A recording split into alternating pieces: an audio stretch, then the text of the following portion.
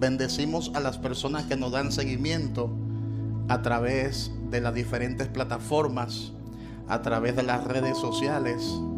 Que sean muy bendecidos en el Señor. Amén. Durante todas estas semanas y meses hemos estado desarrollando la serie de enseñanza que lleva como tema el hombre espiritual. Y hoy vamos a agotar la enseñanza número 8. Es decir, ya hay 7 enseñanzas anteriores con relación a este tópico, con relación a este tema. Y yo sé que hay personas que han venido por primera vez y están escuchando esta palabra por primera vez. Oro al Padre para que el Espíritu Santo abra los ojos de su entendimiento. Amén. Y puedan entender lo que se va a transmitir hoy. Porque lo que se va a explicar hoy no todo el mundo lo ha recibido ni lo sabe.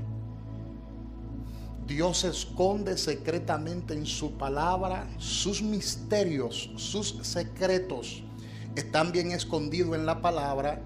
Y para uno descubrirlo hay que profundizarse, hay que durar horas en la palabra de Dios. Hay que durar semanas escudriñando profundamente la palabra de Dios.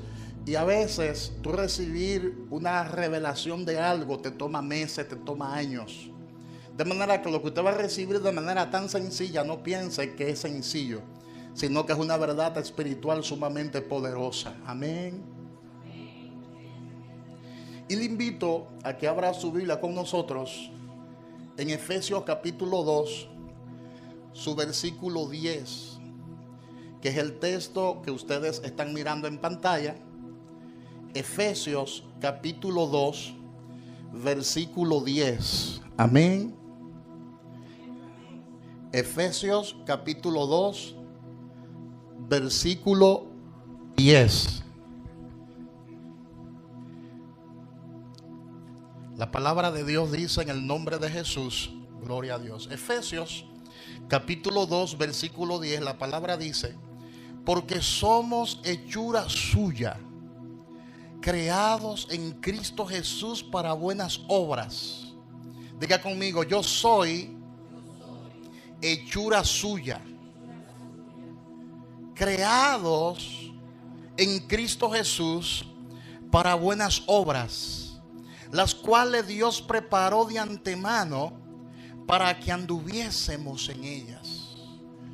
Las cuales Dios preparó de antemano para que anduviésemos en ella. Amén.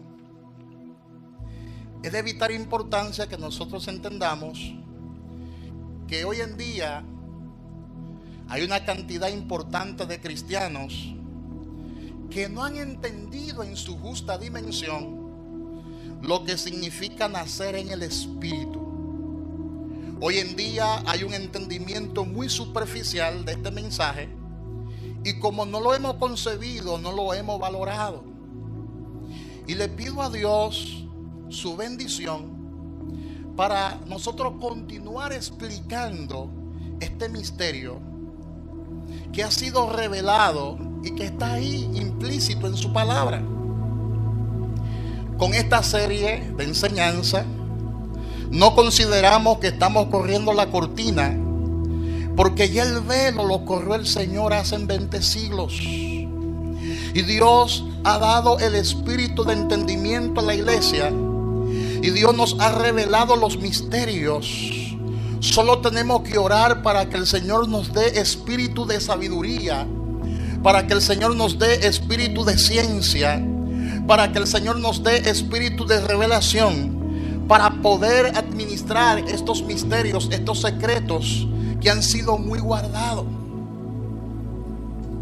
Porque el enemigo en estos últimos tiempos ha cegado el entendimiento de muchos hombres, para que esos hombres no le alumbre la luz del evangelio. Incluso hay muchas personas que están en la iglesia y tienen un velo puesto. Están en la iglesia levantando sus manos, adorando a Dios, pero no entienden la vida en el Espíritu, y mucho menos entienden las cosas que son de Dios. Y por eso Dios tiene que revelarle su palabra y quitar la cortina, quitar el velo, para que esa ceguera espiritual salga de sus ojos. Hay mucha gente que están atada por la religiosidad. Hay muchas personas que están atadas por dogma de hombre y tradiciones de hombre. Y lo único que te va a hacer libre de esos dogmas, lo único que te va a hacer libre de esas tradiciones, se llama la palabra de Dios. La palabra de Dios tiene esa capacidad. Por eso cuando conocemos la verdad de la palabra, esa verdad nos hace libre. Diga conmigo: cuando yo conozco la verdad de la palabra me hace libre. Dígalo fuerte: cuando yo conozco la verdad de la palabra, esa verdad de la palabra me hace libre. Me hace libre de toda atadura religiosa. Me hace libre de toda atadura tradicional. Me hace libre de todo legalismo. Porque la palabra de Dios tiene ese poder. La palabra de Dios tiene esa capacidad. Amén. Porque la palabra de Dios es espíritu y es vida. Y para entender la vida en el espíritu, tenemos que creerle al Señor. Ya para nosotros la fe no debe ser dogma. La fe no debe ser algo dogmático. La fe para nosotros no debe ser una tradición, sino una realidad viviente. Diga conmigo: la fe no es tradición, es una realidad. Y cuando nosotros entendemos cómo se nace en el espíritu, vamos a saber cómo se vive en el espíritu. Vamos a saber cómo se piensa en el espíritu. Vamos a saber cómo se anda en el espíritu, cómo se crece en el espíritu y cómo se fructifica en el espíritu. Por eso usted ve un montón de creyentes asistiendo a las iglesias y no saben cómo andar en el espíritu. Porque el pueblo perece por falta de conocimiento. El pueblo muchas veces es llevado cautivo por falta de entendimiento. Y hay personas que ni siquiera piensan en el espíritu y mucho menos se atreven a andar en el espíritu, y por eso no crecen en el espíritu y por eso no se fructifican en el espíritu. Y al no fructificarse en el espíritu, lentamente su fe va menguando, lentamente van decreciendo, lentamente se van secando, y con el tiempo se convierten en un saco de huesos secos, que hay que resucitarlo, que hay que revivirlo. Amén. Precisamente porque no tienen la revelación de cómo vivir en el espíritu, no tienen la revelación de cómo andar en el espíritu, de cómo vivir para Dios.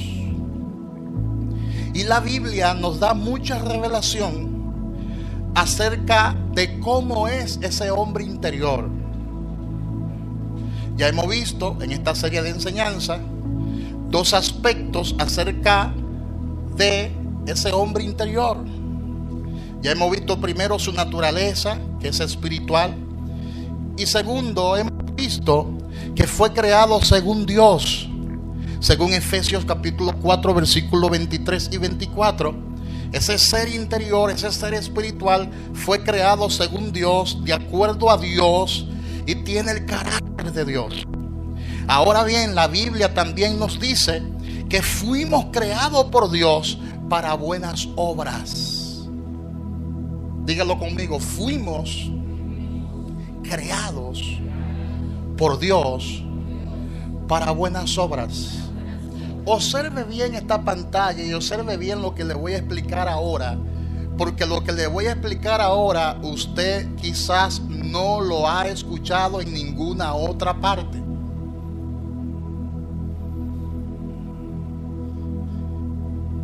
Efesios capítulo 2 versículo 10. El apóstol Pablo dice, dirigiéndose el apóstol Pablo específicamente a los hijos de Dios.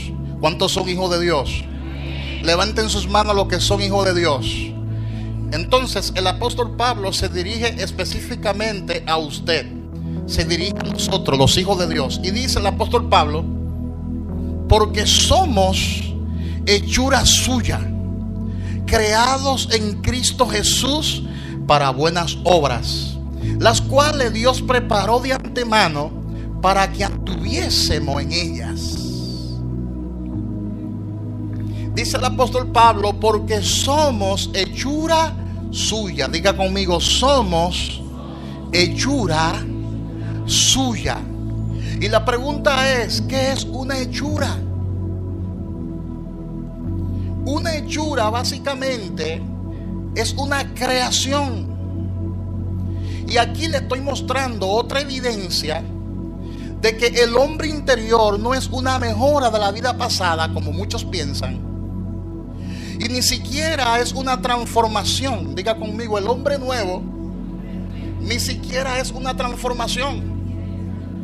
Porque hay personas que piensan que cuando usted viene al evangelio y confiesa con sus labios que Jesucristo es el Señor, lo que se produce es una transformación.